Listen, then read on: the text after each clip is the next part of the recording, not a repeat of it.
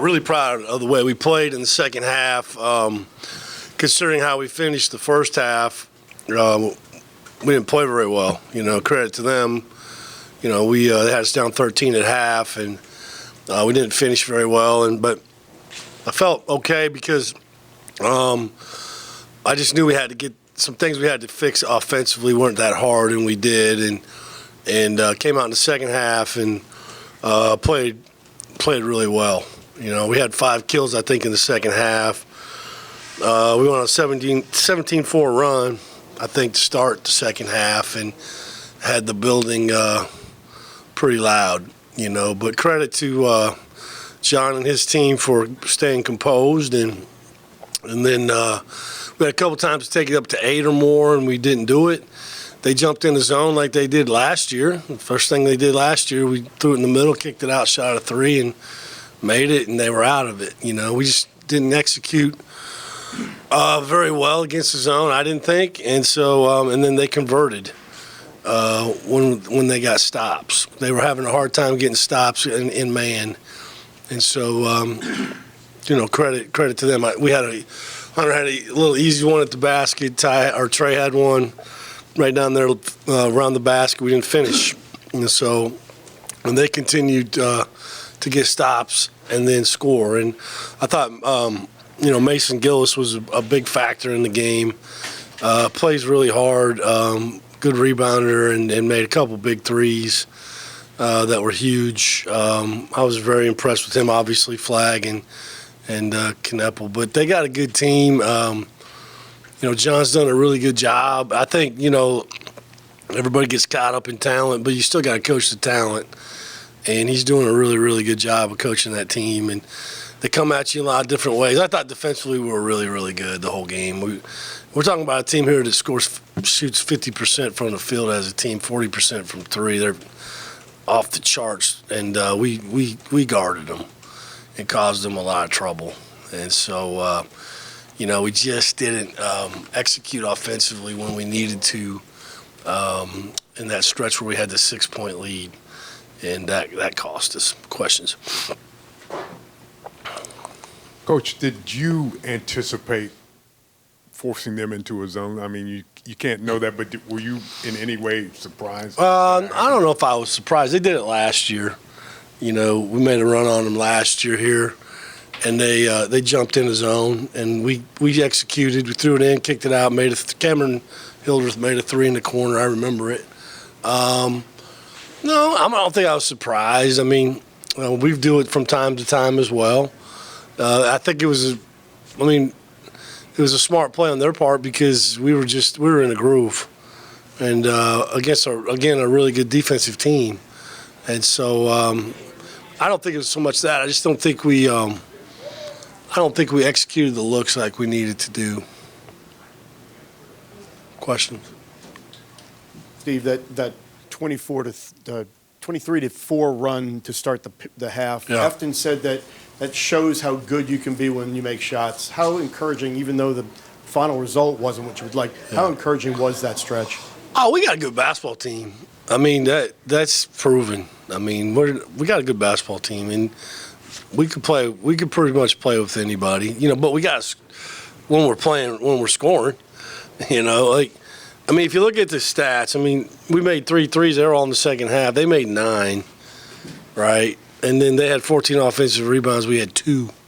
So that makes it hard to win that way. And we're typically a really good free throw shooting team. And I thought that we left some shots there on the table. We didn't make free throws probably. In a game like that, you have to make them all pretty much. And so. But yeah, I'm not discouraged. I'll never be discouraged with this group of guys because they fight and they play so hard and they've learned that no matter how the offense is going, the defense keeps us in the game, and we gave them all they wanted on that end. I can promise you that. Steve, obviously Duke has a fantastic defense as well, and they made things really tough on you in the first 20 minutes. What changes were made to start the second 20 to kind of open things up for you guys? I don't think there was really that. It's just emphasis of what we call dab. down, away, and behind on the drive. The drive is not for you. You drive it in there, and they're huge, and they're big, and they're going to cause tough twos, block shots, turnovers. You saw it all first half, but we didn't really come off of it. But in the second half, I thought we had moved the ball better and more into the spots that we knew we needed to get into to score. And also cutting, burning the baseline drive when we were on the drive. And so it's not stuff that we didn't already work on. We just weren't doing it, And so there wasn't any fancy play calls or anything like that. It was just conceptually playing the right way, the way you have to play against a team like that. That's outstanding defensive team and huge. I mean, the big boy blocked Hunter's layup in the first half and looked like the lunar eclipse. I mean, I looked down and I was like, the basket, the ball, and Hunter disappeared. I mean, it was amazing. It was a great play by him. He's a really good player. We saw this against Michigan earlier on, but Duke's ability to step up and his ability to impact, especially after Trayvon gets those 2 early fouls. Yeah, that hurt us. What do you make of Duke's performance? I thought Duke played great. He plays without fear, good and bad sometimes. But I'd rather have to dial somebody down than dial them up. And he's competitive and fearless. It's really hard for a freshman, and at least in my experience, to learn multiple positions offensively. And we've had to do that with him, and it's hard. And he gets a little in between sometimes because he's playing the 3, he's playing the 4. And when you run a lot of stuff, it's hard to remember all these things. And so it sometimes you're better off just letting him play. And I thought today he just played free. In the second half, he was one of the main guys that was cutting and getting to the basket, not standing. And I thought that was really effective. And it hurt us, to have Trey and Cam in foul trouble in the first half. It just did. Trey's a really good player, and I thought he did a nice job defending Cooper Flagg. I thought all of our guards did. Maybe this is a question for after you've seen the film, but what did you feel like needed to be different against the zone? Is it as simple as got to make shots, or no, is there something execution? I just don't think we executed very well the looks that we called. It wasn't like we were just running motion against zone. We got certain calls. I just don't think we executed them very well. And some of it is probably having Juke at different positions and him not really – I'm not blaming him. It's just, we weren't really crisp in what our execution should have been for the look that we should have got. We got a couple, though, that we should have made that were right down there at the basket. But, if you bang a couple right away, they're out of it probably, especially for a team that doesn't play a lot of zone. He probably jumps out of it. So, we had a play call every time. And I just think the execution of it probably wasn't what it needed to be. Coach, Ty seemed to take another giant leap in his progression tonight. Yeah. He didn't light up the scoreboard, but he had 8, 5, and 8. Yeah. He kind of seemed to be a commander of the team with 37 minutes. Do you have anything to say about that? Yeah, I thought he played outstanding. He had 8 assists, 1 turnover against a lot of NBA guards. I thought he was fearless defensively. Made a lot of plays, was in the right spot. One time he left I can't pronounce it. How do you say, is it Kneppel? Yes. Is that right? He's really good. He left him one time, but other than that, like late in the game, he just took the ball from Proctor, I think, coming up the court when we needed it. We just didn't convert it. I'm proud of him. I mean, he's really progressed as a player, bought into coaching, bought into how we play, bought into being a great teammate. He played really, really well in a high level game like that. Steve, you described Malawach as a lunar eclipse. How would you describe Solar, sorry. How would you describe Cooper Flagg after getting a close look at him today? Generational. I'll give you an example. The leading scorer last year was the first pick in the second round.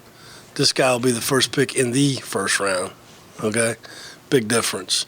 I think he's just a hard guy to guard, man. He's got all the tools. And the great thing about him, and I don't get the chance to coach him, I would guess would be that he's his unselfishness, that he really wants other people to succeed.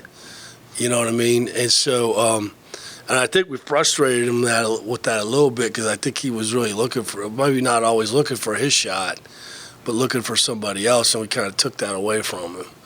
You know, I mean, he can score off the bounce, he can score off the catch, he can post you up, he can score in transition. I mean, he's going to play a long time in the NBA, you know, and I like the fact he just plays and competes. You know, there ain't a lot of stuff going on with him. He's just competing. I like that. I respect it. And so, you know, I've coached against some great players in my career. He'd be one of them. You know, in a list of, you know, Kevin Durant or Derrick Rose or I couldn't pronounce his name at the time we played him. I called him Kawhi Leonard. Didn't know his name was Kawhi. He was a freshman. Had 22 rebounds. I was like, holy shit. I don't know. LaMarcus Aldridge. I mean, you know, I don't know. I mean, the one I remember the most probably be KD. We held him to 35. We did beat him though. He's on that level, I think. You know, and he's good for the game. He's good for our league, and he's got some good players around him too. Let's don't sleep on that either. So it makes it hard because they can all shoot it, and that makes them really hard to guard. Steve, we usually talk about the letdown spots after a big win, but this was obviously a really emotional game for everybody. You know, how do you parlay how good you guys were on defense and how good the energy was into a game on Tuesday where... I was very positive with them after the game. You know, disappointed that we lost, but no moral victories, but, you know, reinforced the things that they did well, you know, and I'm not a big guy after a game to get on the players. I think you need 24 hours to calm down, watch the film, see what you really thought you saw. Like I've always told you, it's never as good as you thought it was, and it's never as bad as you thought it was till you watch it. But, yeah, I mean, the games are coming at you, you know, in rapid fire here. So we obviously have to walk through tomorrow. We can't really practice because, you know, they're tired. And then practice on Monday, fly to Louisville, play Louisville on Tuesday. But it's a great opportunity, right?